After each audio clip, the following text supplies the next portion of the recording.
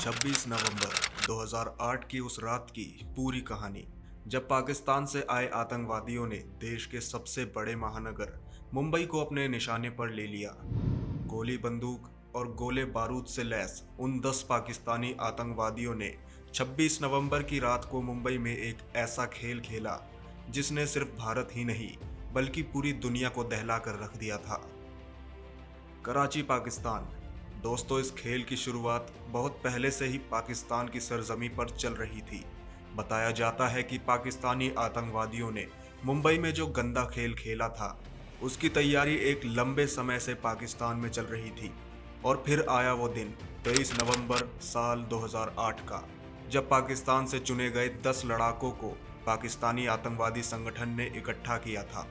उन्हें लालच दिया गया था कि जाओ जिहाद करो, तुम्हें जन्नत नसीब होगी, जब तक जिंदा रहना तब तक मारते रहना।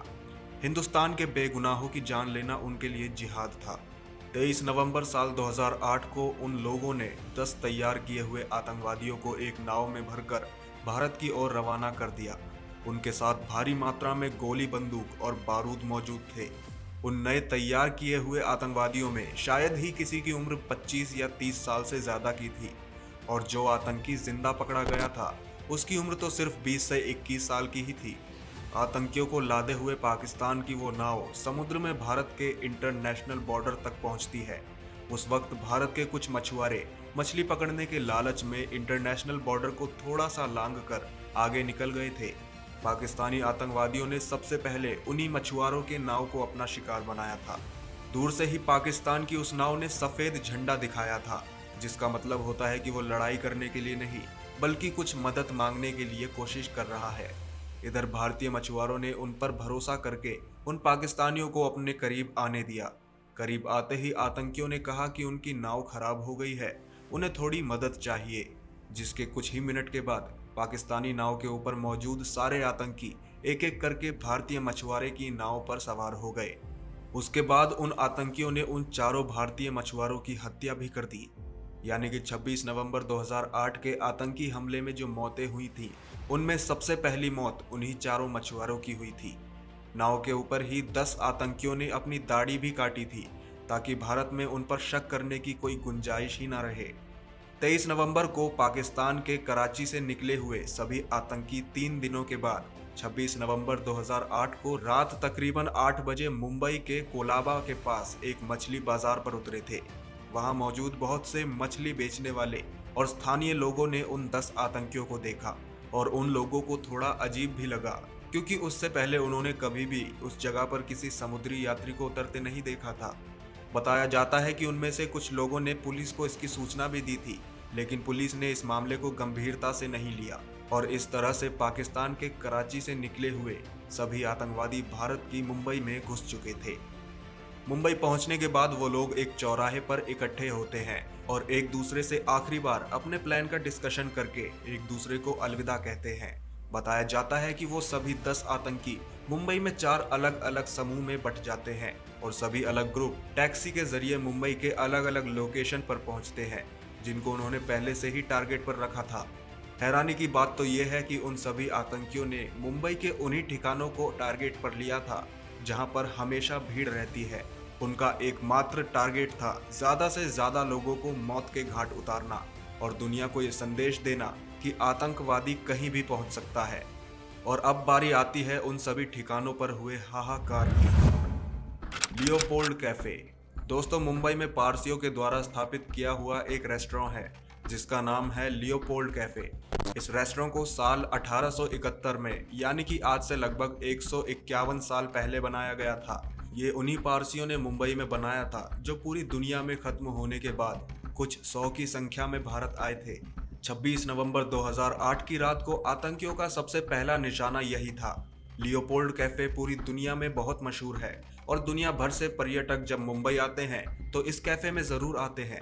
दो आतंकी जैसे ही लियोपोल्ड कैफे के अंदर घुसते हैं, चारों तरफ का जायजा लेने के बाद अपने बैग से AK-47 निकालते हैं और बंदूक को ऑटोमेटिक मोड पर सेट करने के बाद चारों तरफ अंधाधुंध फायरिंग करनी शुरू कर देते हैं। जब तक उस रेस्टोरेंट के अंदर बैठे हुए लोग कुछ समझ पाते, तब तक उन आतंकियों ने कई मैगजीन को खाली कर दिया था। महज कुछ ही मिनट के भीतर मुंबई का ये सबसे पुराना रेस्टोरेंट किसी हॉलीवुड फिल्म जैसा बन चुका था। चारों तरफ चीखते चिल्लाते हुए लोग और बेजान पड़े हुए शरीर। दोनों आतंकी रेस्टोरेंट में कई मैगजीन खाली करने के बाद वहां से अगले टारगेट की तरफ निकल पड़े। अब तक पुलिस को इस बात की सूचना जा चुकी थी कि मुंबई के लियोपोल्ड कैफे में गोलीबारी हुई है। छत्रपति शिवाजी टर्मिनस। दोस्तों, मुंबई पुलिस को इस बात की खबर लग चुकी थी कि मुंबई के एक इलाके में गोलीबारी हुई है, लेकिन मुंबई पुलिस को इस बात का अंदाजा भी नहीं था कि ये तो महज एक छोटी सी शुरुआत थी। मुंबई पुलिस ने लियोपोल्ड कैफे के इंसिडेंट को लाइटली लेते हुए एक नॉर्मल क्राइम की तरह ट्रीट किया, और जब तक मुंबई पुलिस लियोपोल्ड कैफे के माहौल को समझ पाती, तब तक आतंकियों का एक समूह भारत के सबसे बड़े रेलवे स्टेशनों में से एक छत्रपति शिवाजी टर्मिनस पर पहुंच चुके थे। 26 नवंबर साल 2008 की सबसे भयानक और सबसे खतरनाक मंजर इसी रेलवे स्टेशन का था। दोस्तों, रेलवे स्टेशन के माहौल को तो आप जानते ही हैं कि वो चारों तरफ से खुला हुआ होता है और हर तरफ यात्रियों की भीड़ होती है। और क्योंकि छत्रपति शिवाजी टर्मिनस भारत के सबसे बड़े रेलवे स्टेशन में से एक है, वहां पर भीड़ भी उसी हिसाब से थी। दो आतंकी अपने बैग में बम बारूद, मैगजीन और AK-47 के साथ रेलवे स्टेशन पर पहुंच चुके थे। चारों तरफ भीड़ का जायजा लेने के बाद उनमें से एक आतंकी अपने बैग से एक ग्रेनेड निकालता है और रेलवे स्टेशन पर भीड़ के बीच में फेंक देता है। ग्रेनेड के फटते ही रेलवे स्टेशन पर अफरा तफरी का माहौल बन जाता है, और उसी माहौल का फायदा उठाते हुए वो दोनों आतंकी अपने बैग से AK-47 निकालते हैं और चारों तरफ अंधाधुंध फायरिंग। बंदूक से निकली हुई हर गोली किसे लग रही है, कहाँ लग रही है, वो हिंदू है या मुसलमान, उससे उन आतंकियों को कोई फर्क नहीं पड़ रहा है। और ध्यान रहे कि वो सभी आतंकी जो भी कर रहे थे, सिर्फ और सिर्फ जन्नत के लालच में, वही जन्नत जिसका सपना दुनिया के सभी आतंकवादी देखते हैं। जांच अधिकारियों के मुताबिक मुंबई के इस रेलवे स्टेशन पर जो खूंखार खेल हुआ था, उसमें अजमल आमिर कसाब और इस्माइल खान नाम के दो आतंकवादी शामिल थे। वही अजमल कसाब बाद में पकड़ा गया था, लेकिन इस्माइल खान को हमारे फौजियों ने मार गिराया था। 26 नवंबर की रात को उस रेलवे स्टेशन पर ही सबसे ज्यादा जाने गई थी। मुंबई पुलिस को अब तक इस बात की खबर लग चुकी थी कि जिस घटना को वो लोग आम घटना समझ रहे थे, ये उनकी कल्पनाओं से भी कई ज्यादा बड़ी घटना थी। मुंबई पुलिस के मुताबिक उन्होंने आज तक इस तरह की कोई घटना ना तो देखी थी और ना ही उन्हें इस तरह की घटनाओं को हैंडल करने का कोई एक्सपीरियंस था। मुंबई पुलिस जब तक लियोपोल्ड कैफे पहुंचती, तब तक दूसरे इलाके में कांड हो जाता, और जैसे ही मुंबई पुलिस रेलवे स्टेशन पहुंचती, कहीं और से खबर आ जाती थी, और इसी बीच आतंकवादियों का एक समूह अगले टारगेट पर भी पहुंच चुका होता था। ओबरॉय होटल। रेस्टोरेंट और रेलवे स्टेशन को अपना निशाना बनाने के बाद आतंकवादियों का एक ग्रुप मुंबई के सबसे नामी होटल में से एक ओबरॉय होटल पर पहुंच जाते हैं। दोस्तों, मुंबई का ओबरॉय होटल बहुत ही मशहूर है। इस होटल में बिजनेस के सिलसिले से आने वाले लोग रुकना पसंद करते हैं। जो आतंकवादी इस होटल के भीतर आए थे, उनके पास भारी मात्रा में गोला बारूद भी मौजूद था, और उस वक्त उस होटल के भीतर लगभग 350 से भी ज्यादा लोग मौजूद थे, और अंदर मौजूद लोग हर मिनट अपनी जिंदगी और मौत के बीच झूल रहे थे। हालांकि हमारे देश के जवानों ने ओबरॉय होटल के अंदर घुसे उन दोनों आतंकवादियों को बाद में मार गिराया था, लेकिन आतंकियों की पहुंच सिर्फ ओबरॉय होटल तक ही सीमित नहीं थी, बल्कि उन आतंकियों का एक ग्रुप मुंबई में स्थित दुनिया के सबसे मशहूर होटल ताज को भी अपने निशाने पर ले चुका था। ये होटल सिर्फ भारत ही नहीं बल्कि पूरी दुनिया में मशहूर है। इस होटल में दुनिया भर से आए हुए मेहमान ठहरते हैं, और पाकिस्तानी आतंकवादियों ने इस होटल को भी अपने कब्जे में ले लिया था, क्योंकि उनका मकसद ही था मुंबई की हर उस जगह पर चोट पहुंचाना जिससे भारत ही नहीं पूरी दुनिया को दर्द हो। रात होते होते आतंकियों का ग्रुप इस होटल के भीतर भी घुस गया और मुंबई के इस खूबसूरत होटल के सबसे ऊपरी हिस्से को आग के हवाले कर दिया। अंदर घुसते ही आतंकियों ने रिसेप्शन के पास ही ताबड़तोड़ गोलियां बरसाना शुरू कर दी थी।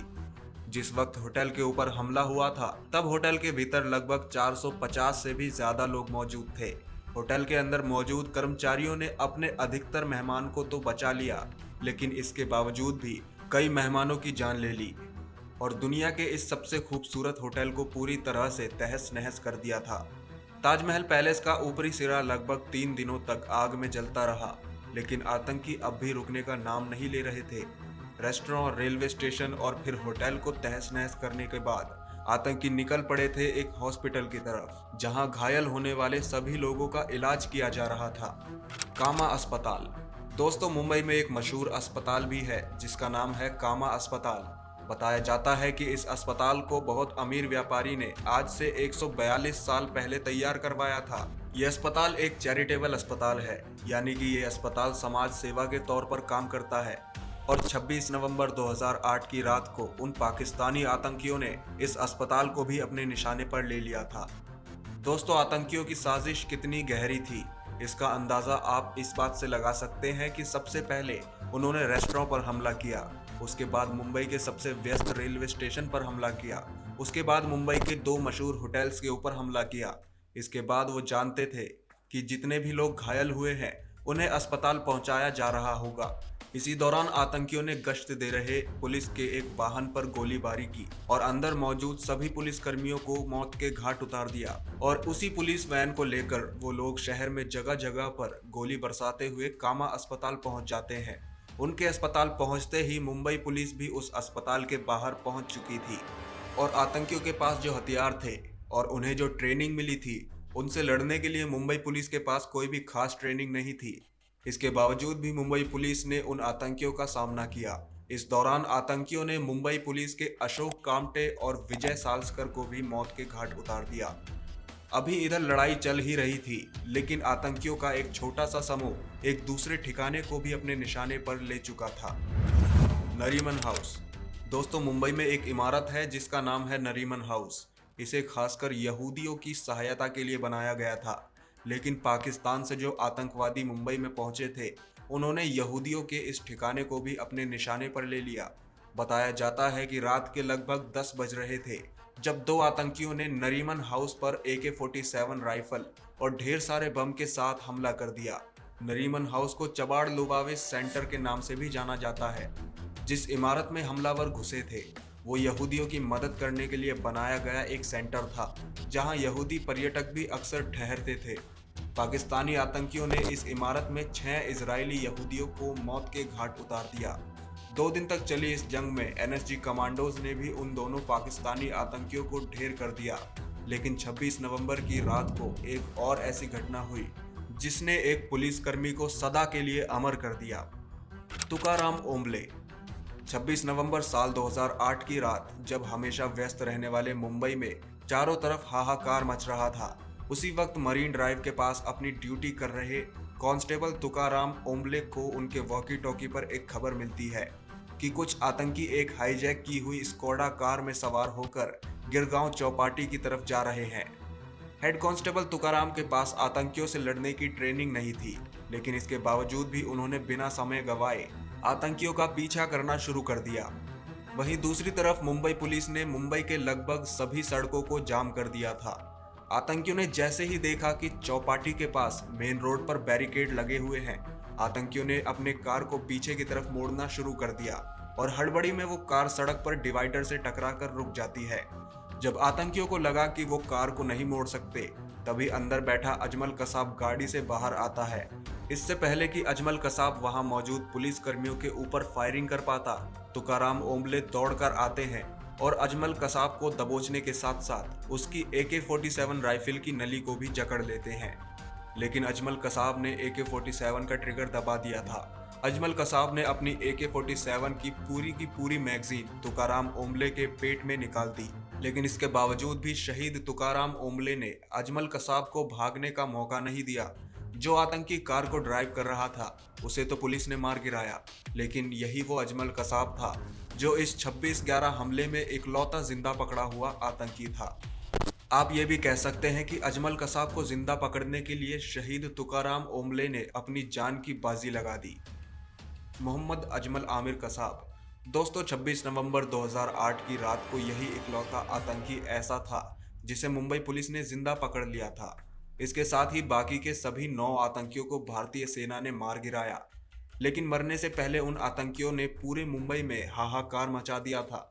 लगभग 165 से भी ज्यादा मासूम लोगों की जान चली गई थी।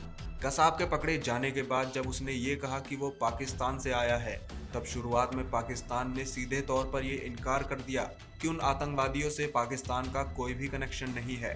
लेकिन 2009 में भारत ने ढेर सारे सबूत पेश किए, जिसके बाद पाकिस्तान को ये मानना पड़ा कि आतंकी अजमल कसाब कहीं और का नहीं, बल्कि वो पाकिस्तान में ही पैदा हुआ, बड़ा हुआ और वहीं से सीख कर आतंकवादी बना। अजमल कसाब के ऊपर लगे तमाम आरोपों की वजह से उसे 2010 में मौत की सजा सुनाई गई। सजा सुनाए जाने के बाद अजमल कसाब ने भारत सरकार से दया की भीख भी मांगी, लेकिन उस वक्त की तत्कालीन राष्ट्रपति प्रतिभा पाटिल ने अजमल कसाब की दया याचिका को एक सिरे से खारिज कर दिया। और फिर आया 20 नवंबर साल 2012 का वो दिन, जब अजमल कसाब नहा धोकर, दाढ़ी और बाल कटवाकर तैयार हो गया था। लेकिन वो दिन उसकी जिंदगी का आखिरी दिन था। बताया जाता है कि उस दिन भी लगातार अजमल कसाब अपनी जान की भीख मांग रहा था। और इस तरह से 26 नवंबर 2008 को शुरू हुआ चैप्टर 20 नवंबर 2012 को खत्म कर दिया गया। लेकिन इस घटना के बाद इस बात का पता जरूर चल गया कि भारत को और भी ज्यादा चौकन्ना रहने की जरूरत है। जिस पाकिस्तान आतंकवादी को लेकर लोग सोचते थे कि वो सिर्फ जम्मू कश्मीर तक ही सीमित है, उन्हीं पाकिस्तानी आतंकियों ने जम्मू कश्मीर से सैकड़ों किलोमीटर दूर मुंबई में तहलका मचा दिया। हालांकि इस घटना के बाद देश की सुरक्षा को लेकर बहुत से परिवर्तन किए गए, ताकि देश को दोबारा इस तरह की घटनाओं से दूर रखा जाए। खैर, 26 नवंबर साल 2008 को हुई घटना को लेकर आप क्या सोचते हैं? आप अपनी राय हमें कमेंट करके जरूर बताइएगा। वीडियो अच्छी लगी हो तो लाइक करिए और हमारे चैनल को सब्सक्राइब भी कर लीजिए। मिलते हैं अगली वीडियो में ऐसी ही कुछ खास जानकारियों के साथ।